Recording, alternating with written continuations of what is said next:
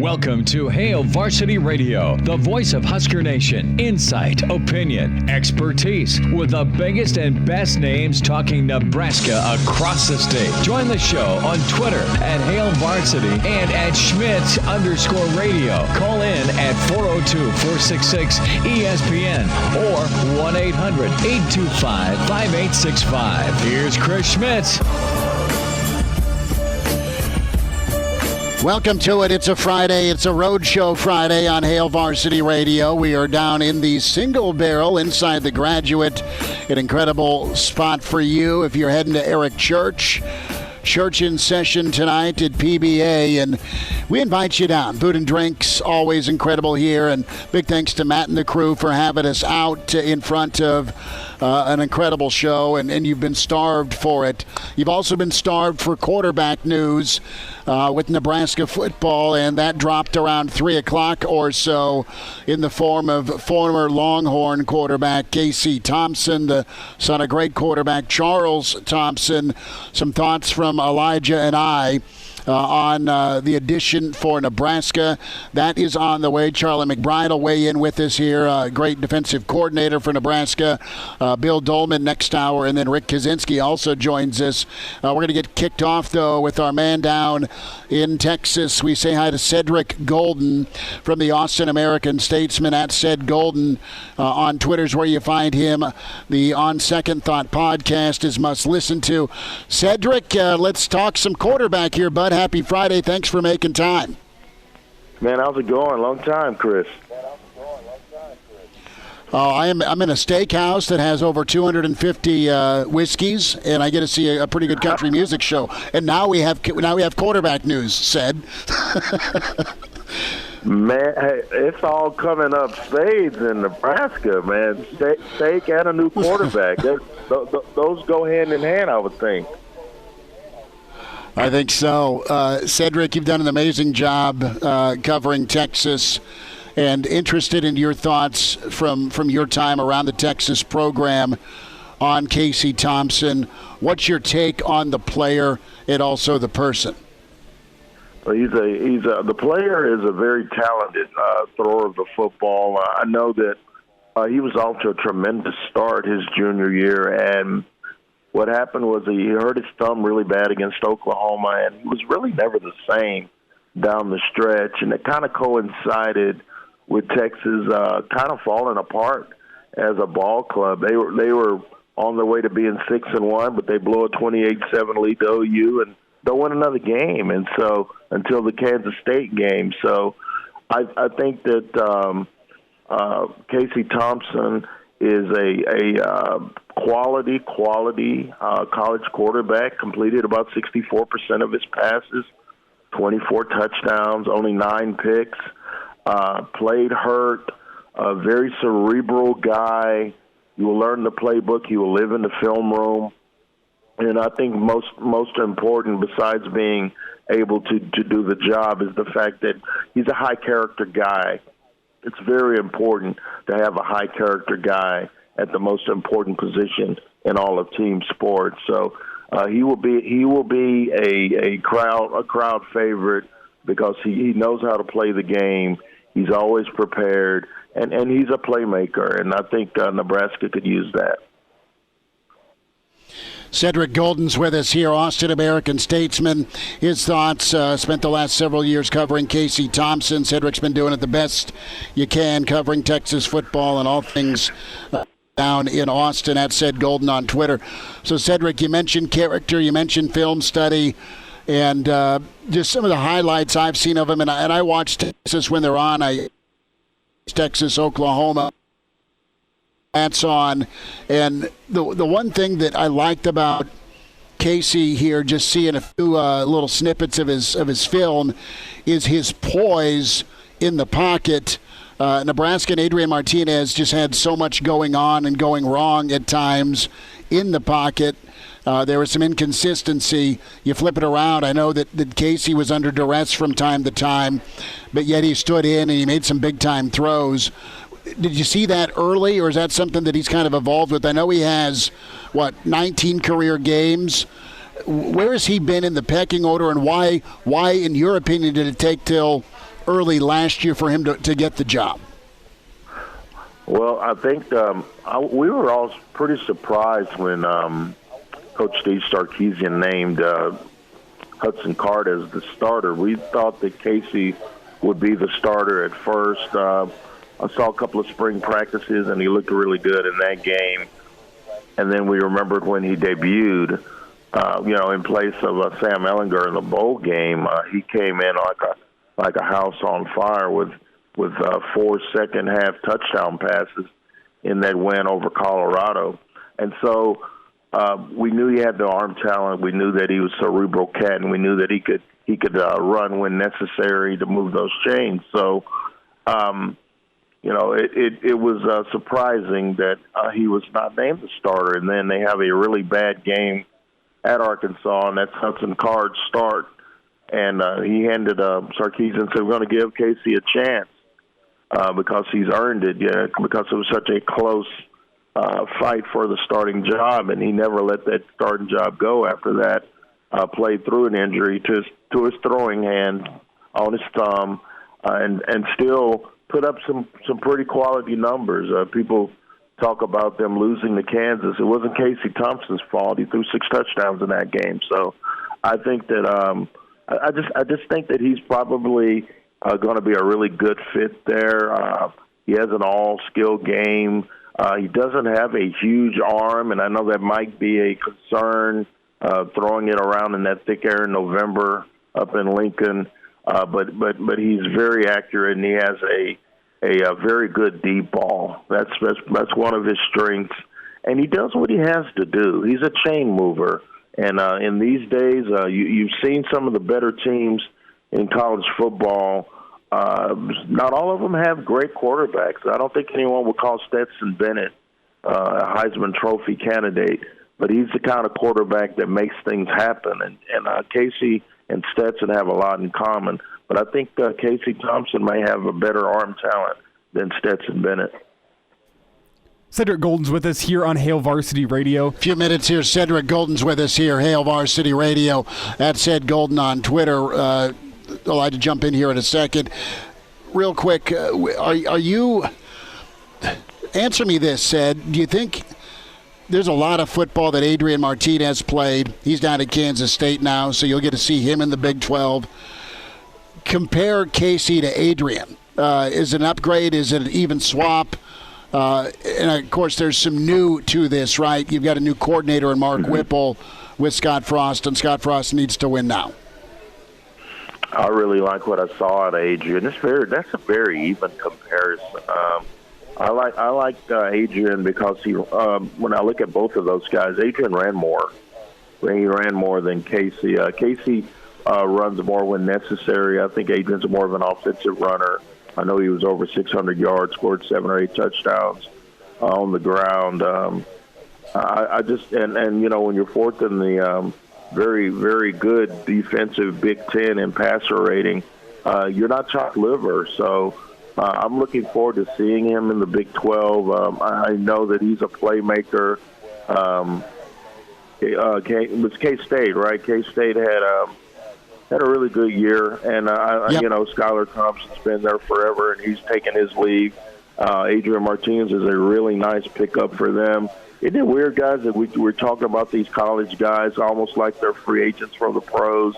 It's still taking me a while to get used to this transfer portal, guys switching zip codes rapidly. But you know what? It's a brave new world, and if the kids are benefiting from it, I'm all for it. Cedric, whenever we're comparing Adrian and Casey Thompson here, one of the big differences that I can see is that Texas, you can correct me if I'm wrong here, but with that great running back they have in Robinson, they have a pretty effective run game down there, which helped him out. And Adrian didn't always have a consistent run game during his time at Nebraska. Is that assessment fair that Thompson at times was helped by having a strong running game at Texas? Absolutely. Bijan Robinson ran for 1,200 yards in 10 games. And so when you have that and you have an offensive line that was not a world beater, so so there are a lot of nights where Casey was running for his life, and it was very evident that he was able to overcome some of the deficiencies up front. and still make plays. He also had a freshman All-America receiver in Xavier Worthy, who's going to be an NFL player in 2 or 3 seasons because he's that good. So Texas was blessed with talent at the skill positions. Didn't really have great power or talent up front on the offensive line, but Casey Thompson was still able to persevere and put up some really good numbers. And not a very big guy. He took some hits and always came back. Not one of those guys like that you could keep on hitting and expected not to make a dent because he's not huge, but very tough-minded, very single-minded of purpose, a student of the game. He grew up with college football at the dinner table. He and his dad are his 2 worst critics. So he would come back after a 6-touchdown game and tell us that I missed out on 3 or 4 throws that I could have had. Played a great game against Oklahoma, 6 TD passes. So I think he had 5 in that game. And so when you look at the complete body of work with Casey Thompson, and you look at where he's going in Nebraska, I don't think it's a sizable upgrade from Adrian because Adrian was quality. But I think as a thrower of the football, I think that Casey represents an improvement in that area. I don't think he runs like Adrian Martinez ran, but it's going to be interesting to see what Scott and that offensive coaching crew does to get the most out of Casey Thompson. I think you got a winner there.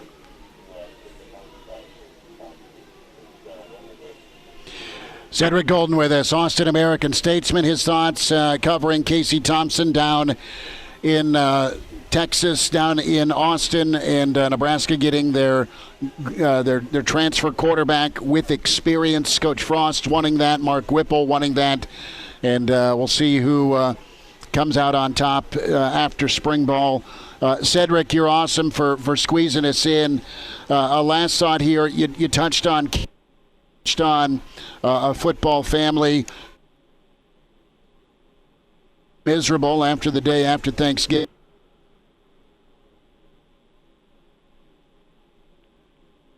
Dime came up here to scope out Lincoln. What does this do for a guy like Casey Thompson to have his father, who's seen it all, done it all, had some ups and downs and really responded the right way? How has that helped him grow, and how does that position him for competing like he did at Texas and now onto a fishbowl like Lincoln? That's a great question because, I always put it like this. I'm a music fan, and you guys are getting ready for a concert.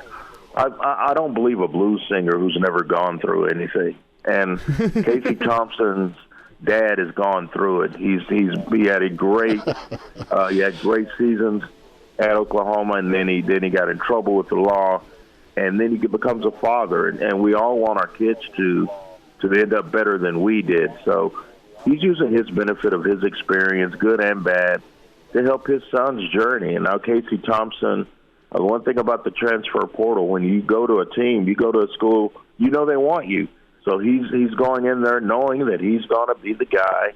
He's got a great mentor as a father, and he's going to a traditional powerhouse that's looking to make some noise in the Big Ten. So I'm very excited to see how that's going to play out. I know that he's not one to run away from any challenge. He's feeling good about where he's going.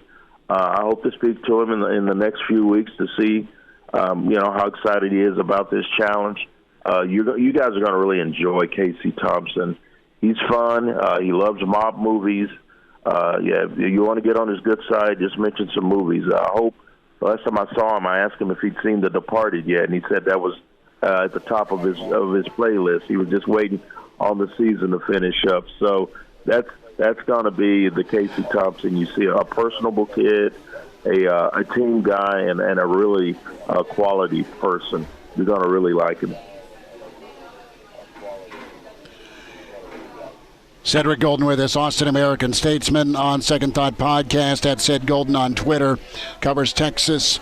Ced, we'll do this again, man, and we'll get something lined up and talk about the Irishman and Goodfellas and the Godfathers and all of that with Casey. Thanks for the heads up on that, man. Well, man, hey, Chris, always a pleasure to talk to you guys. And, man, y'all have fun at the concert. Will do. Cedric, appreciate. Take care. Cedric Golden with us on Hail Varsity Radio. Perspective from Cedric. We'll get that posted on Twitter and, of course, the on-demand section with Hail Varsity and ESPN Lincoln. We're down here at the Single Barrel. Your stop needs to be here. Grab some dinner, grab a drink ahead of Eric Church. As Church in session tonight at PBA. Charlie McBride will weigh in on Nebraska, where they're at offensively. Here's the thing, and listen, you look at Casey Thompson, and the question is out there, why leave Texas if you were the starter? And I think Cedric hinted it perfectly. You're going where you're wanted. And Sarkisian came in. Who knows if the quarterbacks he inherited were part of his plan moving forward. I look at it this way as well. The Whipple dynamic with Casey Thompson could be really nice. Charlie McBride weighs in. Chris Schmidt, Elijah Herbel. Friday Roadshow at the Single Barrel with Hail Varsity. And we're back Fellas, you think we could listen to the radio on Hail Varsity Radio, presented by the Nebraska Lottery. Yes! That's awesome! Back into it at Hail Varsity Radio Roadshow in front of Eric Church. He'll be at PBA 7:30 or so. And big news for Nebraska football is Casey Thompson making his commitment a little before 3 this afternoon. We welcome in Mr. Blackshirt, Charlie McBride, a Monday turned Friday with Charlie. Coach, you ready for the weekend? How you doing? I'm doing good. It's beautiful here. It's 4 degrees when I woke up. It's gone. We have the heat coming in. It's 5 now. Well, hey, let's just keep that thing going the right direction and increasing. It's bone chilling. It's almost like Oklahoma, Nebraska weather. Worst case scenario, Coach. As long as there's no wind, I'm good. Well, there's quite a storm stirred up here with a new quarterback headed to Lincoln. And that is Casey Thompson, the former quarterback at Texas. His dad, you defended for a number of years, Charles Thompson, the option quarterback. What do you remember about Charles, Coach? He's the quickest one they ever had. That's all I remember. He's a flyer, and he was a lot like only I think faster than Darian Hagan at Colorado. Hagan was probably as good an option quarterback as we faced, and but Charles was a guy that you couldn't match him. The hard thing is you just sat there every day and you can't match him in practice. And then you get in the game, you got to adjust to him. But by that time, they got 2 touchdowns. Casey's more of a pass-first quarterback, Coach. In 19 games with Texas, he's got 30 touchdown passes, and Casey led the Big 12 in touchdown passes last season. I think he did enough offensively for Texas to win more ball games. He was looking for a different spot. Coach, speak to what experience can do, not only with an experienced quarterback coming in Casey Thompson for Scott and the offense, but also pairing that with Mark Whipple, the new coordinator.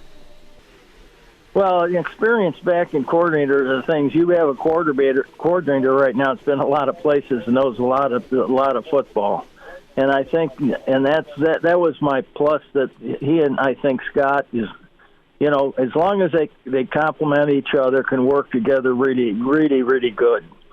Now, I think that as we were talking, that Casey was probably more of a throw-in pocket type guy, but can run with the football. I'm sure he has a little bit of what Dad had, and so I think personally, I think the coordinatorship is going to work really well with this.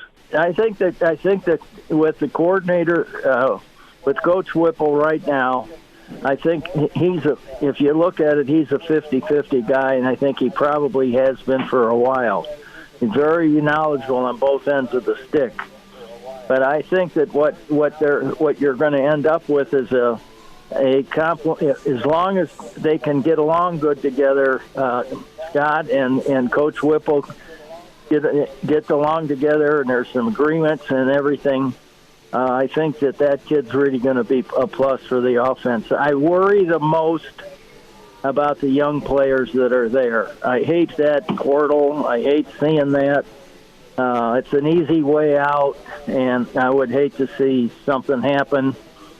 Have anybody, because you never know when something like this happens. All of a sudden that portal opens up and you're ending up with 2 quarterbacks or 1. You don't know what you got. And so we just hope that there's been some conversation before that. But this kid's destined to be a good player. I mean, I think the Big Ten would rather not have him come into the Big Ten. Few minutes here. Charlie McBride with us, Hail Varsity Radio, here at the Single Barrel ahead of Eric Church. Roadshow Friday. Coach, a thought with how do you communicate to the kids in that quarterback room to hang in when you're out quarterback shopping? It's hard especially when you're far away from home, and you've had some. Something like this happen where you're going to sit again, and you've started for 2 games maybe, and the reason I say you didn't finish was because of his experience. I think his toughness is super. I mean, I think both of them. I don't know much about Harburg, but I heard enough about him that I think that he's the kind of guy he's got a cannon for an arm, and so he's a plus. I would guess that he would stay, but it's hard to say anybody from Alabama would, hang out, for another couple of years. It's just, so the portal is something that can be really, really dangerous. You can talk to the kid all you want, but it's going to go back to the house at home, and just like it did. Was Wandale. He went back home. I think there were some family things there, and that's a lot of people said, well, he just quit. I don't think he did. I think it was a family project. Wandale had a hell of a season, and he's going to go high in the NFL draft. It worked out for him, and he did really, really well. Last thought here, Coach McBride's with us Friday with Charlie. Down here at the Single Barrel Hail Varsity Radio Roadshow in front of Eric Church. Nebraska may not be done, Coach, with quarterback shopping. Florida State's Chubba Purdy has been on Mark Whipple's radar for a while. Whipple was actually recruiting him before he got hired at Nebraska. He's the kid out of Florida State that battled some injury issues, doesn't quite have the experience, but has quite a bit of upside. Nebraska might be able to get 2 quarterbacks from the portal. Casey Thompson, we know, is in with a chance to win the job, presumably the guy that will be the front runner going into spring. And then maybe you get a guy like Purdy to come in, learn from Whipple, learn from Casey Thompson, and then you have a high 4-star prospect that could set your quarterback room for the future on top of what's already there, assuming the kids stick around. Well, that's what I mean. If that could be plus or minus. I've always been, a person that grows from the bottom up, I guess. And but if you can get somebody that has enough eligibility and it's not a 1-year shot or something like that, it makes a little more sense to me, because they don't ever seem to really get grasp of the offense like they can in the 2nd and 3rd and maybe even 4th year. So I just, I feel bad for a lot of times for the players, I guess, because I was under another kind of system. Now with the portal, that whole thing has changed. My mind may have changed. But I always think about the chemistry and all those things that come with making a great football team.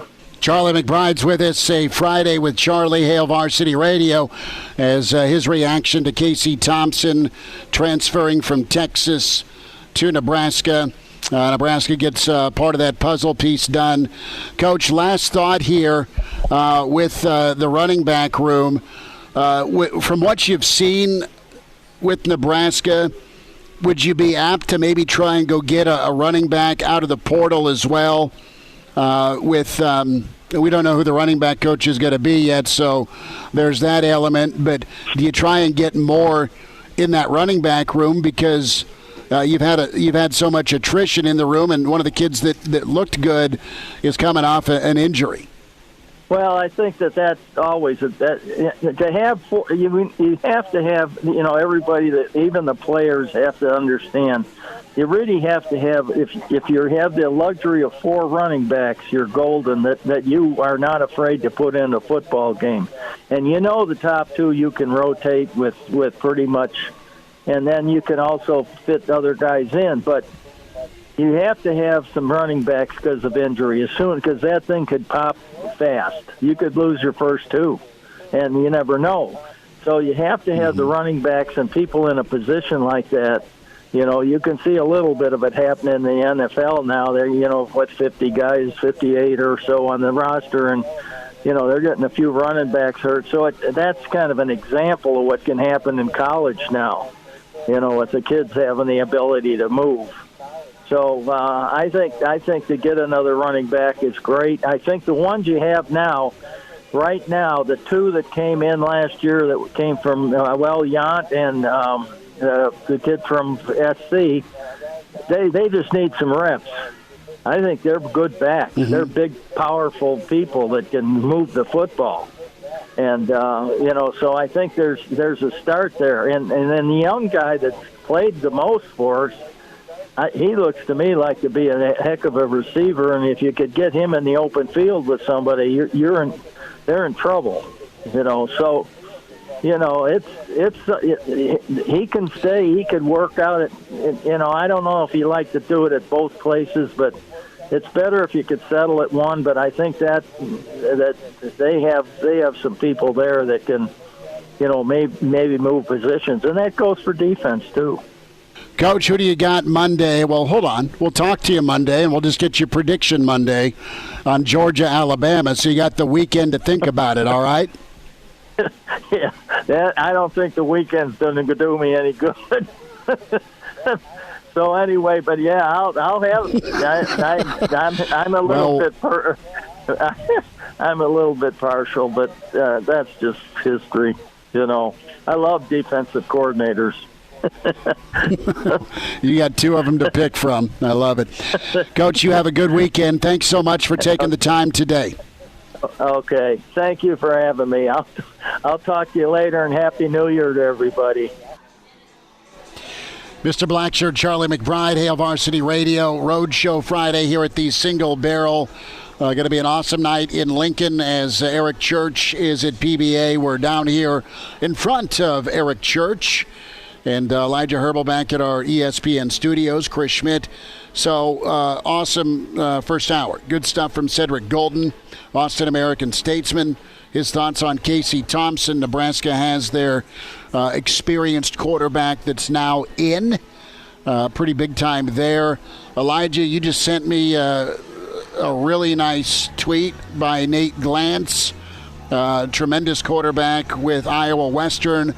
So Frosty isn't done with the quarterback offers, is he? Yeah, Nate Glantz, former Bellevue West product, now at Iowa Western. He's been picking up some Power 5 offers, and maybe Nate Glantz is quarterback too, as opposed to Chuba Purdy, as we've all been thinking. Got to keep active, got to stay in motion with the quarterback merry-go-round.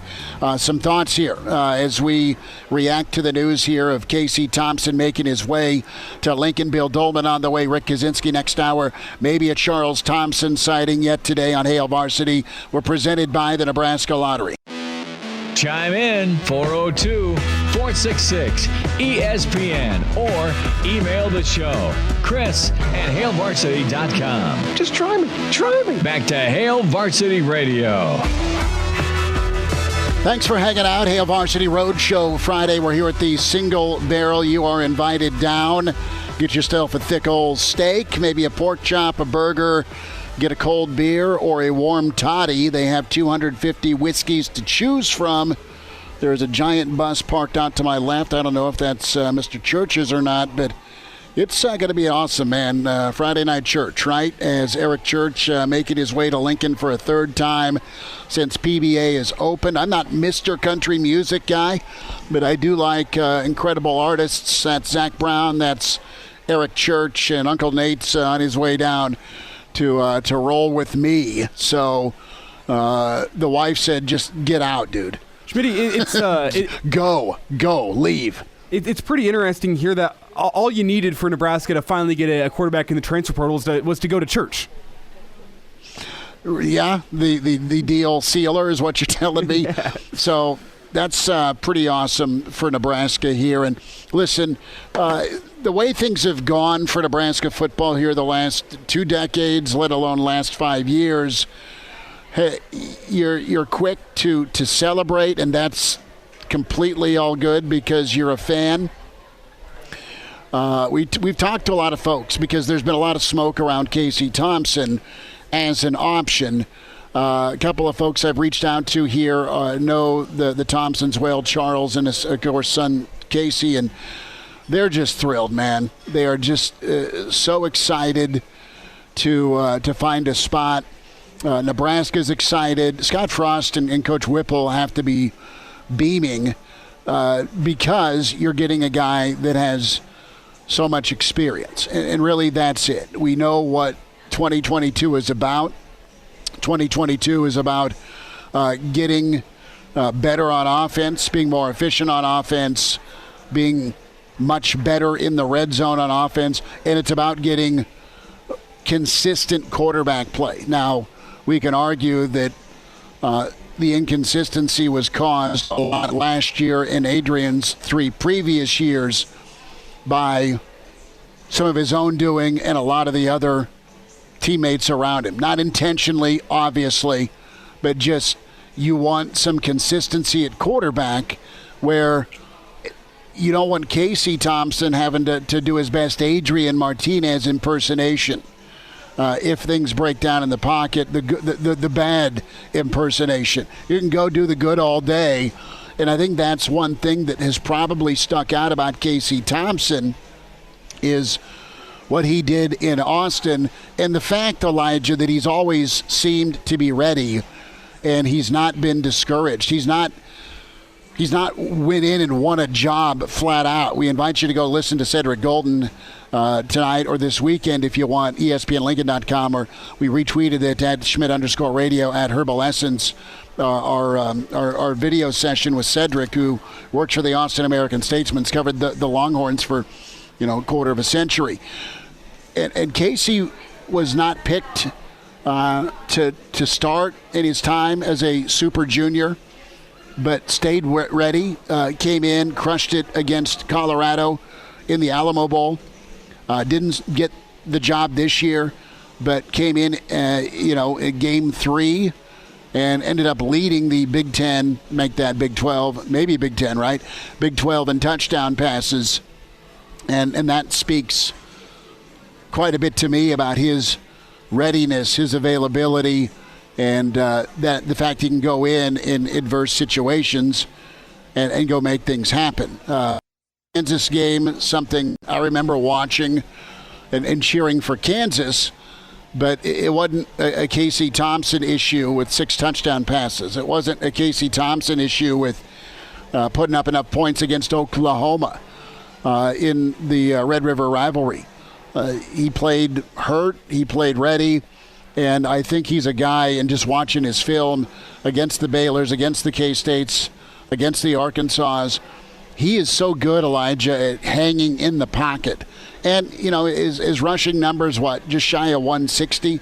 He can scramble, but I think Nebraska's always wanted a pass-first quarterback. I don't know that you've had that with Adrian. I think Adrian will be fine in Manhattan. I wish him well, and a happy birthday, by the way. The question I have here is the Logan Smothers, Heinrich Harburg part of this equation here. Maybe you go get Pretty. Maybe you get the Iowa Western quarterback, Elijah, to find his way in Nate Glantz, okay? You need options. You need a winner. You need someone to emerge. And you want to make sure you can keep Harburg here.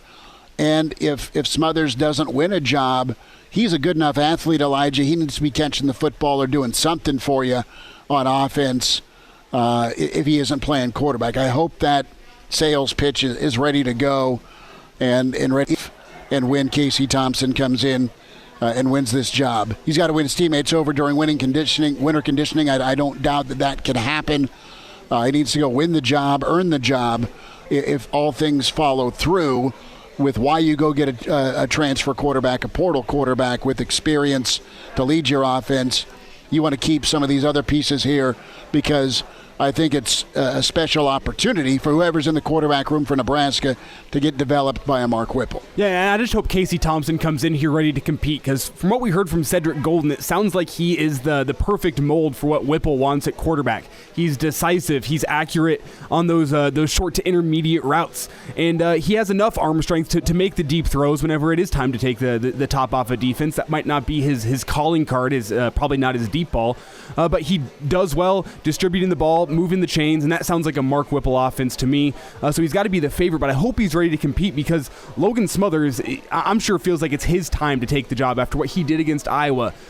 Did really all that was asked of him. I know Nebraska didn't get the win at the end of the day, but I came away impressed with Logan Smothers' performance, and I think he's going to come into fall camp ready to compete with Casey Thompson.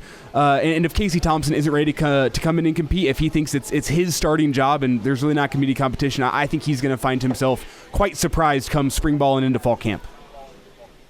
I don't look at a guy in Casey Thompson that's afraid to compete, and you can go, Schmidt, what are you talking about? He started last year for the majority of the season. Why would he leave Texas? This comes down to coaching transition. This comes down to Sark, and Sark in year one. I mean, we're watching that Kansas game. We're like, is this dude going to survive? Knowing Texas fan, right? And that's such a hot take. It's just year one, but man, I look at Ewers that they are getting, a Texas kid that went to Ohio State that's now back in Texas. There's a 4-star kid they also got signed up. So Sark wants his own quarterback, and I think he's going to go that route. Sark didn't name Casey Thompson quarterback when some of the Texas folks thought, all right, the best guy in spring and fall camp was Casey Thompson. So you got to go where you're wanted. And it's not that Sark wouldn't play Casey Thompson. Clearly he did. But it's a situation where Sark probably just wants his own dude. And Casey, if you're Casey Thompson, go find a place that could be a better landing spot for you. Let's hope this all works out for all parties. Let's hope this works out for Nebraska's offense to get bowl eligible next season. Let's hope this works out for the quarterbacks that don't win the job, and let's hope this works out for whoever does end up winning the job. So Nebraska's a much better offensive team in 2022, whoever's throwing the football. We will wind down this first hour. Come see us here at the Single Barrel, Hail Varsity Radio, Road Show Friday in front of Eric Church. We'll wind down hour one next.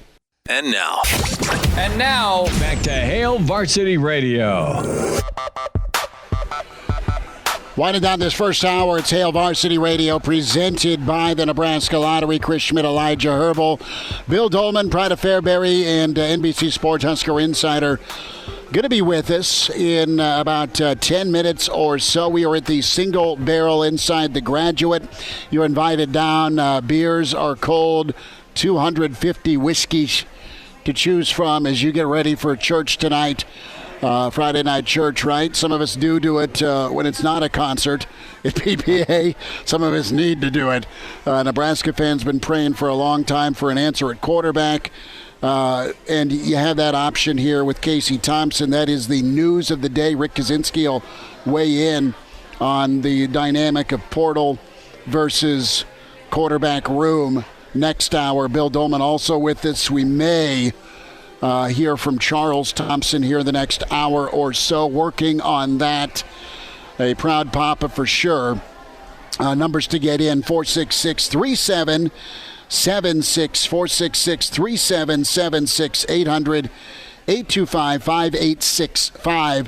We're still waiting official word as well on Trey Palmer, Elijah.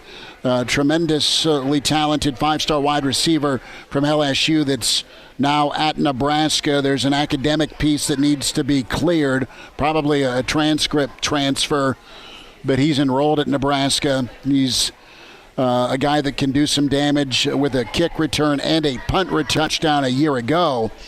And you know what? Mickey Joseph is just going to clean up. Mickey Joseph's a guy that's going to be able to bring in talent, but Mickey Joseph's going to be able to be a guy that pushes the right button and challenge and get some existing talent, i.e. Betts and Omar, to that next level, that next step, you would think, to pair with some of the options you have at quarterback. Nebraska's offense was good at times last year.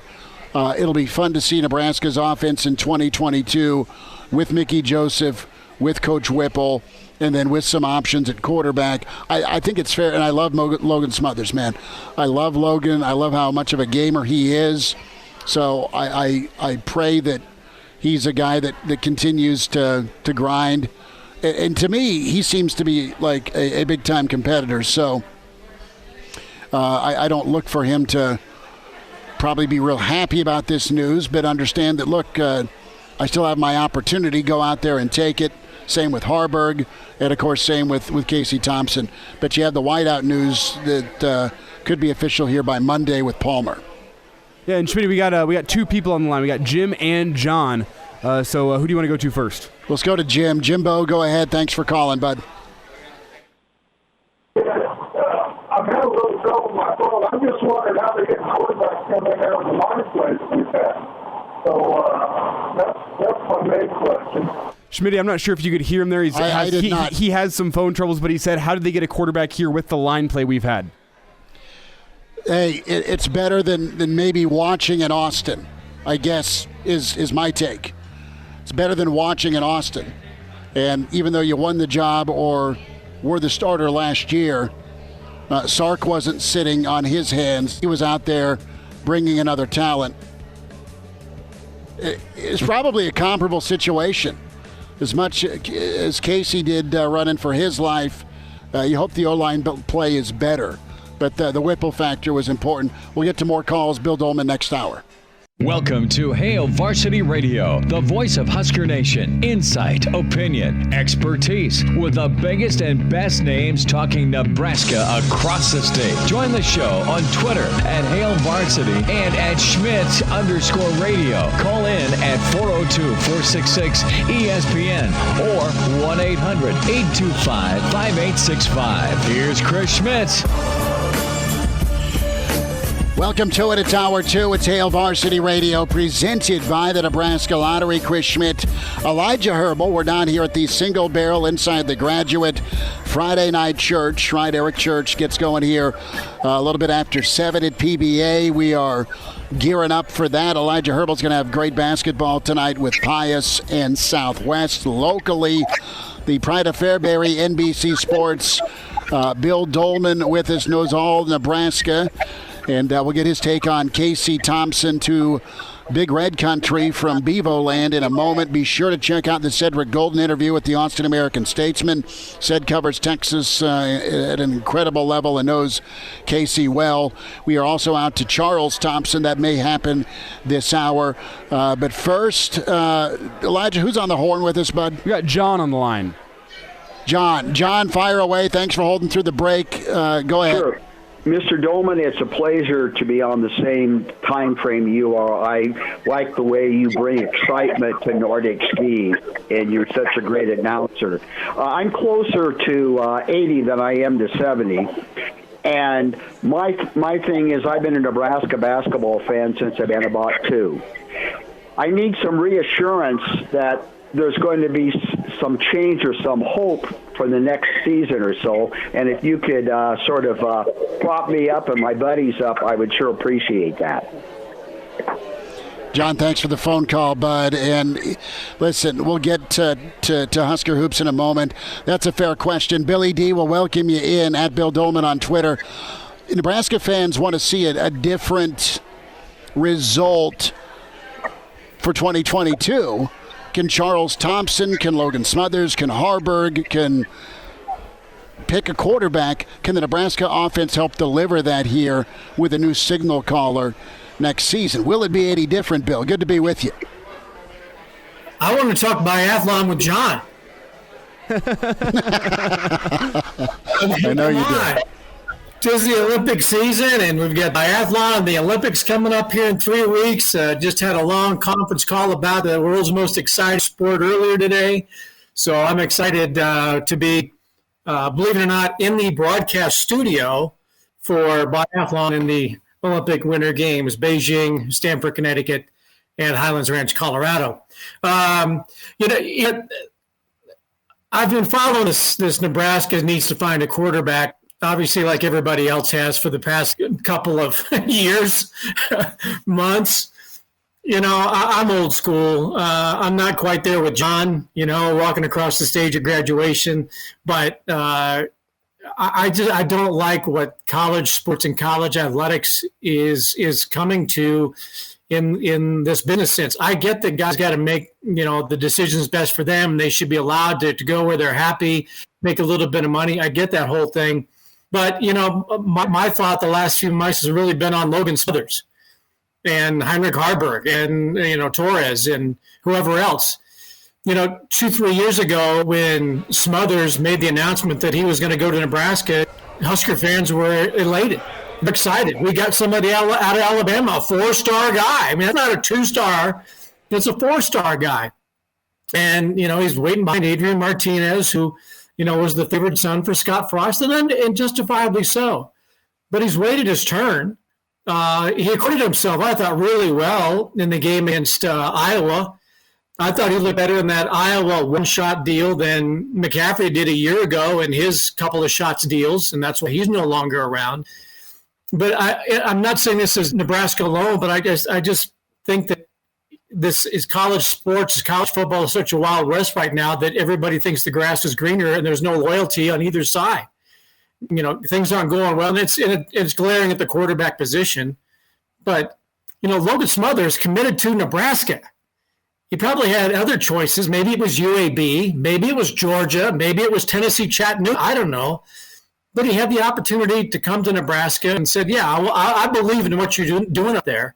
And I think Nebraska owes it to guys like him, not just him, but guys like him, to honor that commitment and say, okay, Adrian's gone, you're the guy.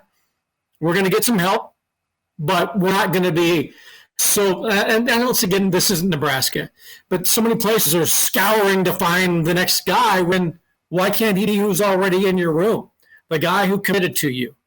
Now, maybe they've seen something that we haven't, but I thought, he at least deserves to be, to be the guy, or at least be in that conversation, not just think, we got to go find somebody else that wasn't good enough to play, where he was. I don't know. But, hey, great. Casey Thompson chose Nebraska. I'm thrilled with that. Welcome home. You will love it in Lincoln. You'll love Nebraska. You love Nebraska people. But I think schools owe a bit of gratitude and loyalty to those who have committed to them. But I think those kids on the same side, they owe gratitude and loyalty for giving them a shot. And I think that is just completely frayed on both sides in this era that we're in. I don't know how they're going to get it solved. Bill Doleman's with a Hail Varsity Radio Road Show Friday here at the Single Barrel inside the Graduate in front of Eric Church. Great to be with you. And swing on down for a beer, a steak, a whiskey, a bourbon, vodka, whatever you want to do. It's going to be an incredible show tonight with Eric Church. It's been a show in the portal like you're talking about, Bill. And listen, it is a two-way street, man. It is quarterbacks that come in got to realize that it takes time to earn and win a job and do what your coaches want. And if you don't win it, they're going to try and over-recruit you. You still got to persevere and grind it out. I look at Casey Thompson a little bit different because he's always kind of stepped up when asked, i.e., how he performed against Oklahoma. He wasn't the starter at the beginning of the year. He wasn't the starter when Texas went to the Alamo Bowl against Colorado, but he came in and did well. So he's hung in for a while. And I just think Sark was going to go his own route. He's going with the Ewers kid that's from Texas with the NIL money. Sark's going to go with the other 4-star he got. He inherited Casey Thompson, and I think that's probably the impetus for Casey to start looking. And I think what's really cool for Nebraska here is the opportunity to see a quarterback that did pretty well with some pressure pair up with Mark Whipple. Also, if you're Logan, if you're Harburg, know that Whipple's a guy that can get you better if you stay patient and keep grinding away. Nothing's guaranteed. While you feel like, okay, it's your job to lose Casey Thompson, portal guy landing in Lincoln, you still got to go win it. And I think knowing Scott Frost, he needs to win, but I think he's going to be pretty diligent with how he conducts things moving forward with the quarterback. People are waving and wondering where we hear Bill Doleman. Where is Bill Doleman? Your crowd here down at the Single Barrel. Remember you from this fall multiple times. I think Nebraska will handle picking a quarterback the right way.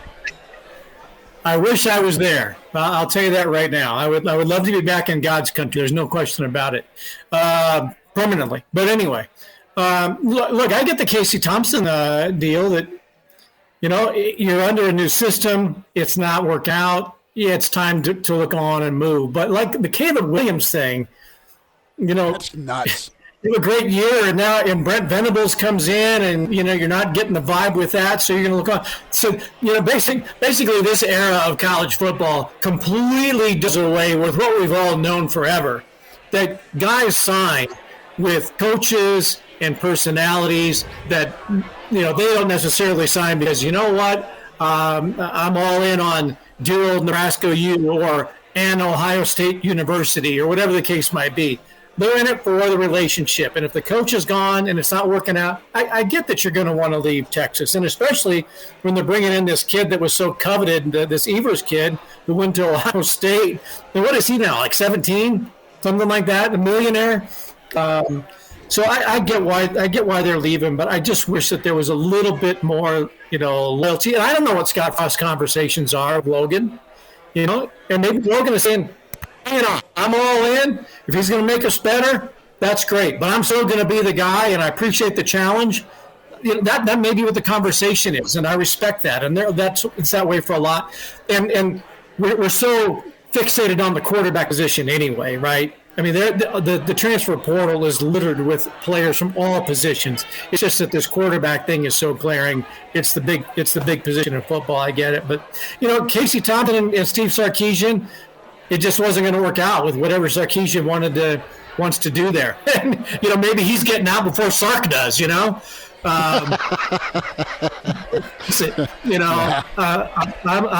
love the state of Texas, and I get the state of Texas, and I get that ship is taking on some water already, and so is out. But welcome to Nebraska. I hope that there's competition for the job. I hope they make everybody makes everybody else better. I think that's going to be the case. But I think Casey Thompson is going to enjoy being in Lincoln and being embraced there by the fans, and so great. I'm glad he's a Husker. Bill, I need to get your take on Charles Thompson. What are your memories of him? It's kind of weird. I never got the chance to watch Charles Thompson play, but I just hear a lot of rave reviews about it, son. I hear a lot of rave reviews about how quick he was on the field, how fast he was, how hard he was to defend. How weird does it feel to have his son coming to Nebraska? And what are your memories of Charles Thompson? Well, this is offbeat. Shockingly from me. What I remember about Charles Thompson is my freshman year of college, I wasn't working in the athletic department. I was just a regular average student with my first Boda bag going to games, right? Then I get a job working for Don Bryant in the athletic department, and now I'm getting paid to go to all the games. So for about 4 years, I did not see a Nebraska football game as a fan. And then at the end of the 88 season, My QB buddies, Ben Boyle and Scott Bell and Big Jim and Otis and all of us go down to Norman, and that's the first time that I got to watch a Nebraska football game as a fan. Bota bag carried and hidden, and so Charles Thompson was the quarterback of Oklahoma. So what I remember of that game is that Charles Thompson played in it, and that's about the end of it. But he's kind of I don't want to say a poor man's Thomas Lott, a poor man's Jamel Holloway, but if I were to rank him amongst the quarterbacks at Oklahoma, I would probably put him maybe below those two. They don't all run, on my Rolodex, but Charles Thompson was really good. He was really fast. What surprises me, when you take a look at Casey's stats, he's at 2,200 yards passing and 24 touchdowns, but I was really surprised. He only rushed for what I read, 157 yards. I would bet his dad ran for that game. Yeah. So maybe he wants to run a little bit more. Nebraska's going to give him that opportunity. I think he will be a better running quarterback than Adrian Martinez if given that opportunity. But that's what I remember about Charles Thompson. Durability is the name of the game.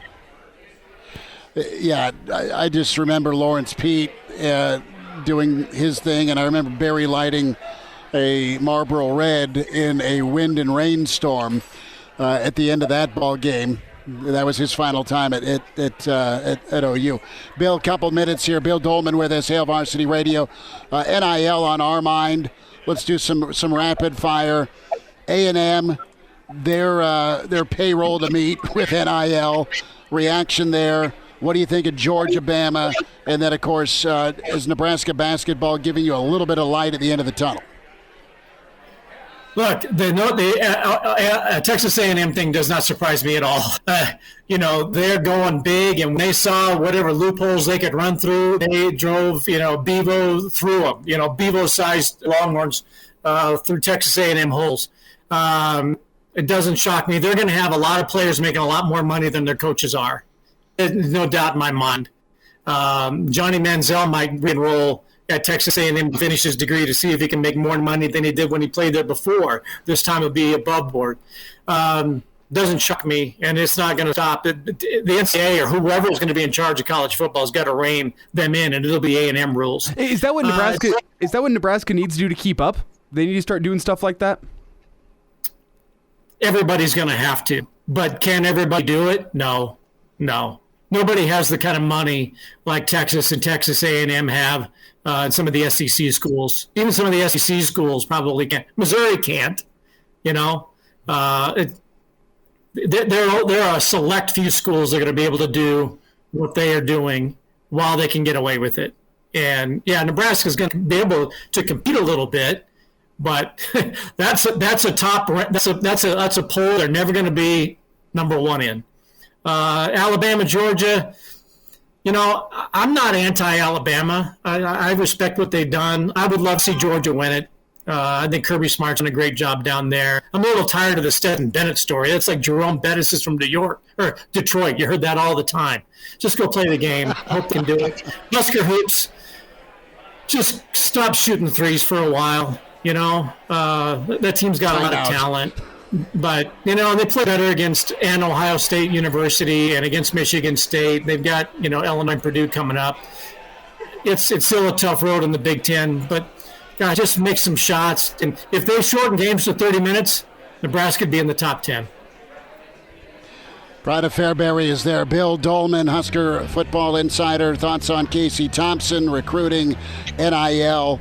And there we have it. Bill, we'll check in next week. It'd be cool to have you here, brother. Take you to Eric Church maybe next time, all right? Love being on. Best of luck to you guys, and go Big Red. And I wish I was at the place tonight. Single Barrel where we're at. Bill Doleman. Thanks to him. Rick Kaczenski. Kaz joins us next. He's in his 30s, but sounds like he was born with a stogie in one hand and a brew in the other. Now, say my name. It's Schmitty on Hail Varsity Radio. I got the body of a taut, preteen Swedish boy. Back into it at Hail Varsity Radio, presented by the Nebraska Lottery. Let's get caught up with Rick Kaczenski, coach at Nebraska and Iowa, standout at Notre Dame. Kaz, this is your weather, brother. It's, I don't know, sub-zero wind chill, and you Notre Dame O-linemen never wore sleeves, did you? I mean, you just got it. You just wearing a tank top if you were back here versus sunny and beautiful South Carolina. Speak for yourself. I got soft over the years, I learned pretty quick after being down south. I'm not a fan of the cold, but it's all relative. If I went back up there, I could live in it. I'd just probably have to drink a little bit more during the winter. That's all. Warm me up. But I went up for Thanksgiving to Pennsylvania. Took my son to where the Steelhead run off of Lake Erie, and they got it dammed off so they can't run upstream. And I was out there about 25 seconds, and I was out there probably 20 seconds, a little bit too long for my liking. But I was a young buck then, and there was back then linemen either side of the ball. I mean, I remember going to guys pregame, telling them if they had shirts on underneath. I mean, they were taking them off. It's just whether you were playing in the game or not. Nobody wore anything underneath. And I think back then there wasn't any Under Armour or anything like that. We wore you wore long johns, man. You wore thermals. That was your heat gear. But it's all relative. I was a little bigger then, a little younger, and caved into peer pressure. So we were sleeveless group. I think those Nebraska guys. I think it was just part of that era. I don't remember too many people wearing much underneath their pads until I think Darryl Talley with the Steelers. He was kind of one of the first ones that start wearing stuff underneath his pads, and then it became more fashion than it was about being warm. Darryl could do what he wanted. Yeah, Darryl's a little left of center. Darryl was a stud. Has some great Bills teams, man. Great Bills teams. But if you're ever going to tailgate, you want to get to it. That's it? Like a college. Orchard Park's like a college. It's a college set up there. So, Buffalo's only about an hour and a half away from my hometown. So, got to go to a couple games there in the 90s when they had it humming. So, it was great fan base, packed house, loud, very, very, very much like a college feel when you're in that stadium and in the parking lot tailgating. The tailgate scene, pretty legendary. Rick Kaczenski is with us. Kaz, let's get into the portal and talk quarterbacks. Casey Thompson, Texas quarterback, led the Big 12 in touchdown passes. Also is an immediate guy. I think he's 23, so he's a super junior. Pretty good film study guy and really athletic and talented. A pass first guy. I talked to a couple of guys that covered the Longhorns down there. They really loved the kid, and they were sad to see him go. He wasn't really the problem for Texas. Also a 4-year options, Chubba Pretty. His brother, of course, is at Iowa State and had been connected with Coach Whipple early in the recruiting cycle. So it looks, as we talk now, that there could be two guys. And there's that dynamic of what is, and that's portal versus what you have in that quarterback room. And, it's delicate to say the least. You want to develop what you have, but you got to win now. Yeah, Schmitty, it's tough. It's real easy for me to, I'm out of it. I got no skin in the game. I don't have to win now. And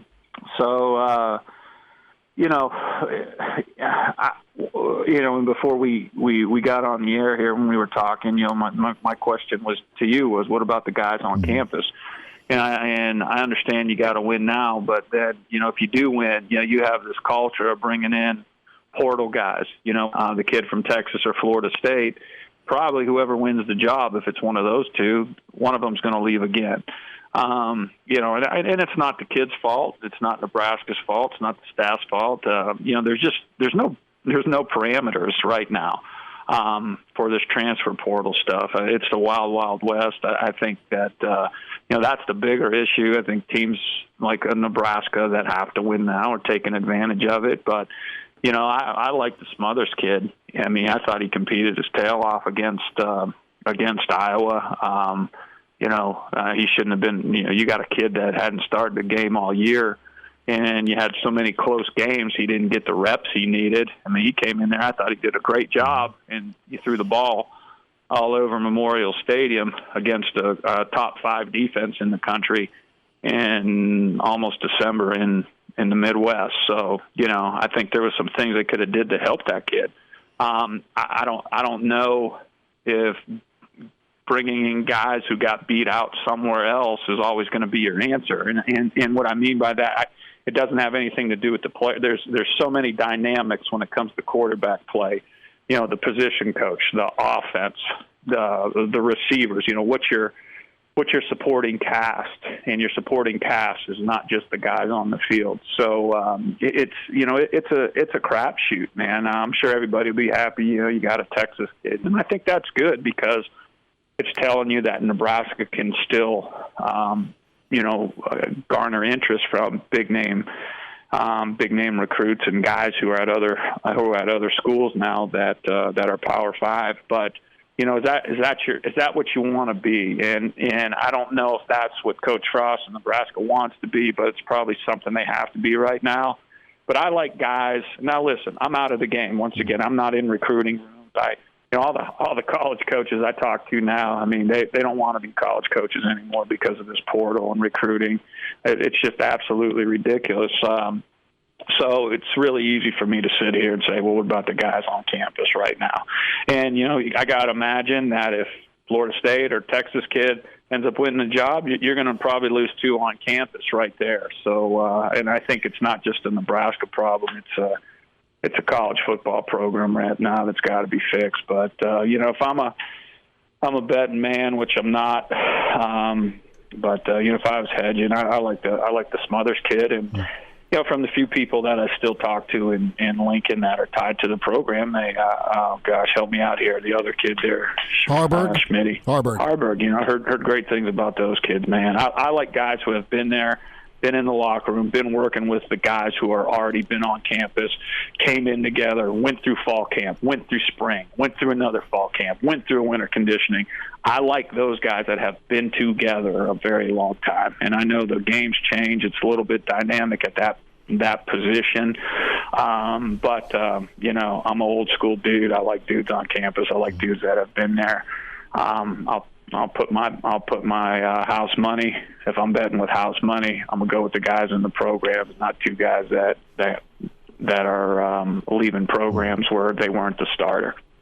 Now, whenever you do have those guys that are already on campus, does it give guys like Smothers and Harburg a leg up in a quarterback competition knowing that they've been here, or is it the other way around where you're putting in all this work to get a transfer quarterback here, and then they're going to be the favorite going into the competition because of all that work you had to do to get them to transfer to Nebraska? Well, I think you got to look at it this. You got a new coordinator, right? Mm-hmm. And I think you got a change in not necessarily system, but you have a change in the personnel. You have a change in the structure of the offense now, right? So I think when you're looking at that, I don't know if the guys that have been there, they might have an advantage with the guys that they're playing with, how a guy comes out of his route. The touch they got to put on the ball to a guy, where a guy likes the ball, the range and those type of things. But I think quarterbacks are so athletic, they figure that out, and they're able to throw so much in the off season that they're able to get those type of things down. I think, to me right now, I'm a parent, and my kid is Horberg or Smothers. I'm pissed off. And to be honest with you, I'm making calls right now saying, wait a minute, they don't think they're the guy. I want a conversation. I want honest to God, what's, and I'm going to take the coach for what they say. Where's my kid? Well, I'd probably tell my kid, you go have the conversation. Where are we at? Do you think I can be the guy? Or are you bringing these guys in to start because you can't think? I think those conversations need to happen if they haven't happened, and I'm sure they are. I'm sure they are happening. But, as far as a leg up, I think with bringing Whipple in, and Scott kind of changing the structure of the offense, how they're doing things in that room. I think everybody's kind of, everybody's coming in right now as a transfer, as a new guy. I think everybody's new. I think everybody's got a clean slate.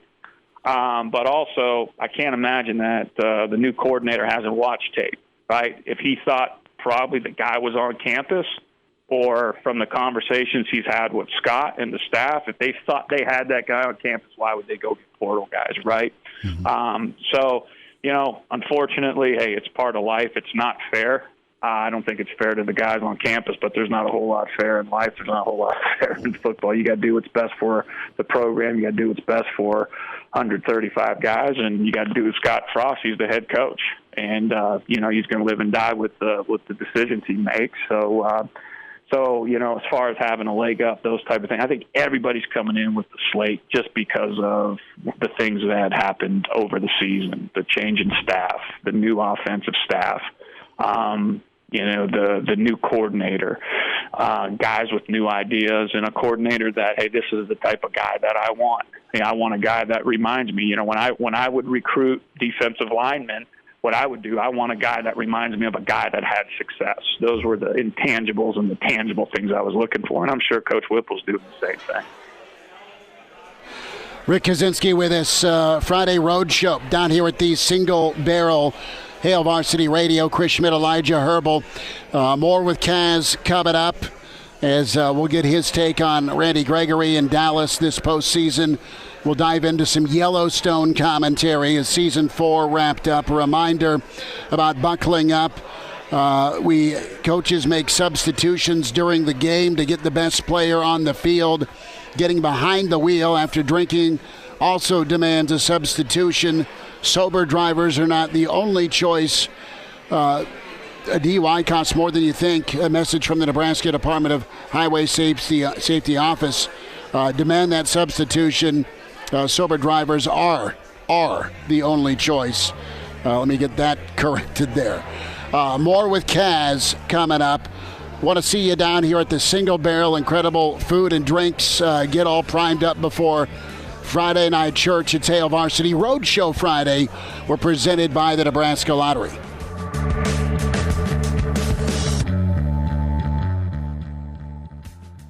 And now, back to Hail Varsity Radio.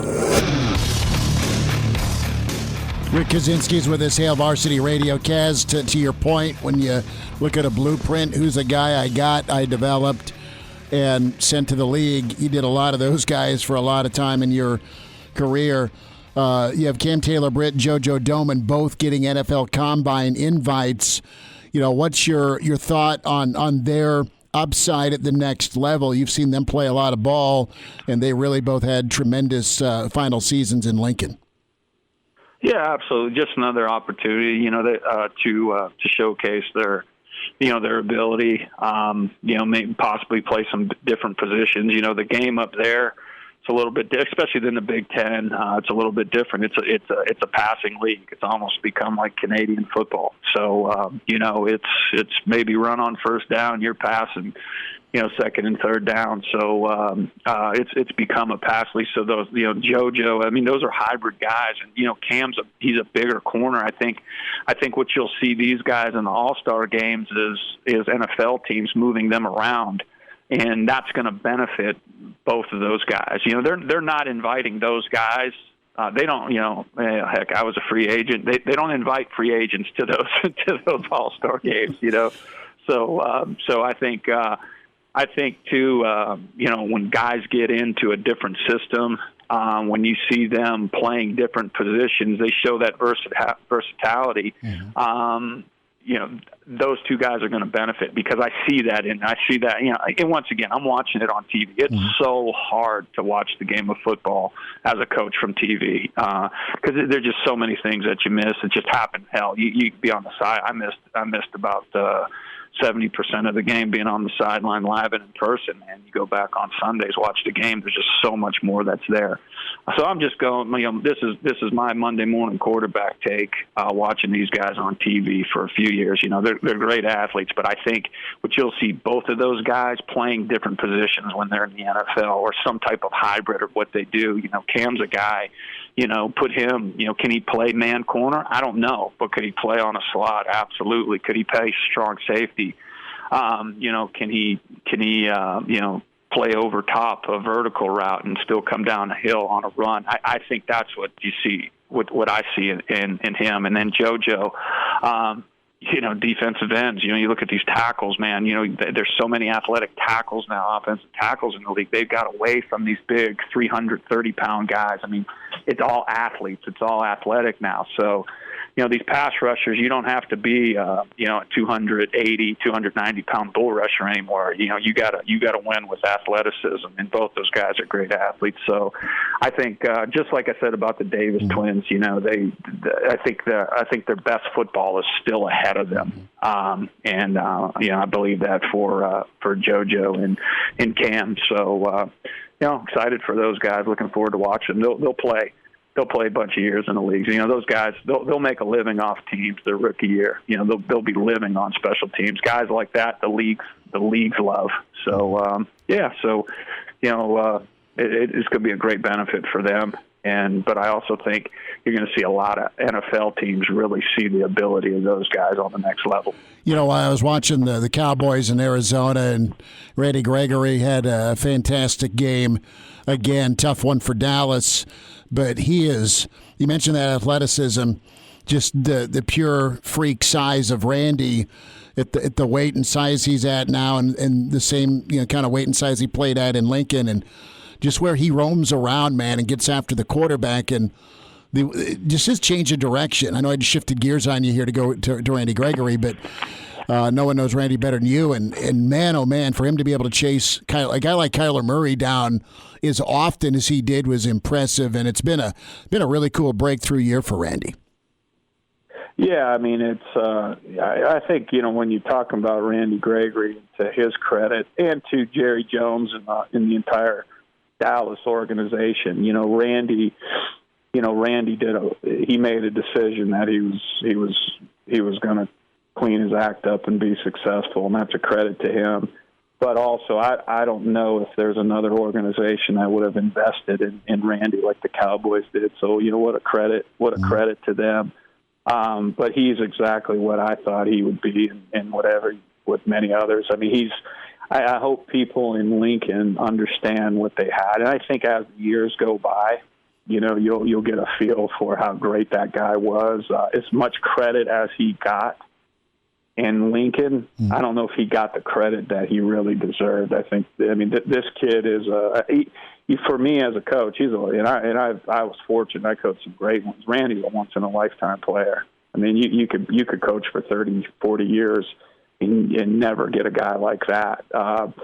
Just absolutely freaky. And what I always said about Randy, just because he was a taller, lanky kid, there was this always underground vibe that he wasn't tough and he wasn't good against the run. And let me tell you that I don't coach third down guys. I never did. When I recruited guys, when I met with them, when I talked to their parents, I recruited 3 down guys. If you played for me, you were playing first, second, third down. There was no tapping out. There was no playing 29, 30 snaps, and if you laid on the field, you're probably going to be better off deceased if you lay down on a football field if you played for me and the head coaches that I coached with and played for. So you better be unconscious or deceased. And and that was Randy. I mean, Randy was a tough dude. I mean, I can tell the story now, but against Minnesota, we had he was playing a 6 technique on the goal line, and there was a 3 technique that stunted out, went the wrong way, hit Randy in the side of the helmet. He goes down, grabbing his ankle, and he comes off the field. I'm asking him if he can go, if he can push off his ankle. And he's like, ain't nothing wrong with my ankle. He's like, I got my bell rung, dude. He goes, but you know how it goes. He's like, if I told him I got hit in the head, they wouldn't let me play the rest of the game. And I just said, okay, this conversation never happened. I said, what do you think? Because it was the second quarter. So he comes out, blocks that field goal. We return it for a touchdown. So, Yeah. Remember that? So, Nate Gary. Yeah, Nate Gary got the deflection and ran it back. Yeah, but Randy's a tough dude, man. He's not just athletic, right? And he took pride in stopping the run. And a 6 technique. I know you talk to a lot of players. You have a lot of players on, and I talked to Jay about playing a 6 technique is not easy. And that dude played 6 technique better than anybody I coached. And I'm happy for him. Happy for his family. Happy for the Cowboys. But Randy's just freaky. You don't have to know anything about football to put the Cowboys on and say that dude looks a little bit different than those other 10 guys out there.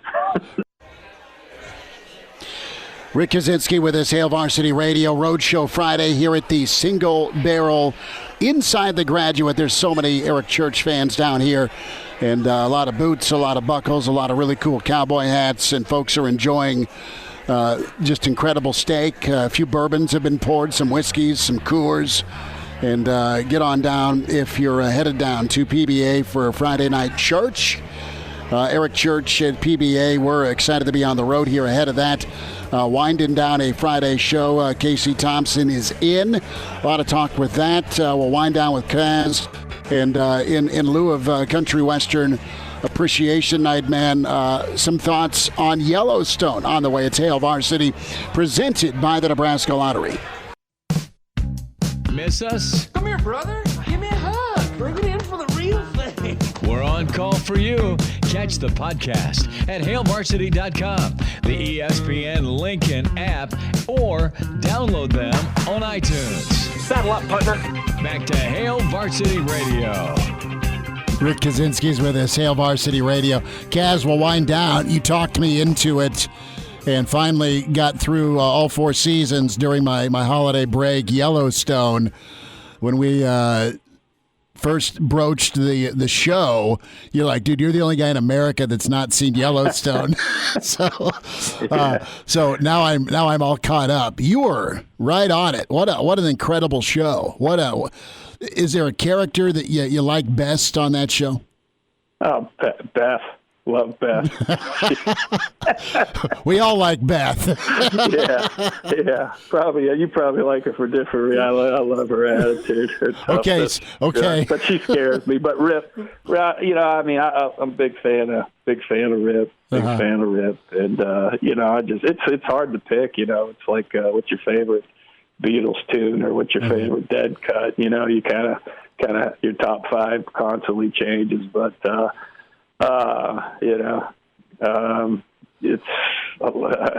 It's a great show, man. There's a ton of great casting, great characters, and it's just unbelievable. Yeah, you watch that, you become a bourbon drinker and start thinking about becoming a cowboy. Let's go get a horse, Kaz.